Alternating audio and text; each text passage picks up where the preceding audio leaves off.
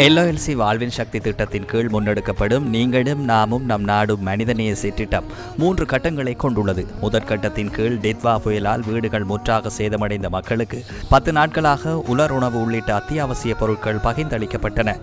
முதற்கட்டத்தின் கீழ் டித்வா புயலால் வீடுகள் முற்றாக சேதமடைந்த மக்களுக்கு 10 நாட்களாக உலர் உணவு உள்ளிட்ட அத்தியாவசிய பொருட்கள் பகிர்ந்தளிக்கப்பட்டன. 200 பாடசாலைகளை புனரமைக்கும் நடவடிக்கைகள் 2ஆம் கட்டத்தின் கீழ் முன்னெடுக்கப்படுகின்றன. 3 மாகாணங்களின் 6 மாவட்டங்களை மையமாக கொண்டு இந்த புனரமைப்பு பணிகள் முன்னெடுக்கப்படுகின்றன. அனர்த்தங்களினால் பாதிக்கப்பட்ட கண்டி மாவட்டத்தின் சிவானந்த தமிழ் மகா வித்தியாலயம், பதுளை மாவட்டத்தின் துப்பிட்டிய மகா வித்தியாலயத்தின் கட்டடங்கள் புனரமைக்கப்பட்டு இன்று முற்பகல் கையளிக்கப்பட்டது. குருநாகல் மாவட்டத்தின் போயக்கான வித்தியாலயத்தின் கட்டடமும் புனரமைக்கப்பட்டு பாவனைக்காக கையளிக்கப்பட்டது.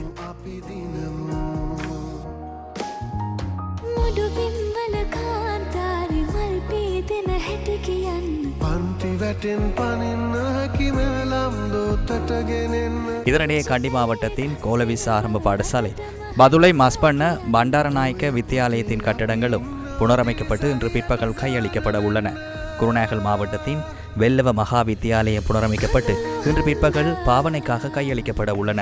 எல்ஓஎல்சி வாழ்வின் சக்தி சமூக பணி திட்டம் எமது நாட்டு மக்களின் நலனுக்காக முன்னெடுக்கப்படுகின்றது.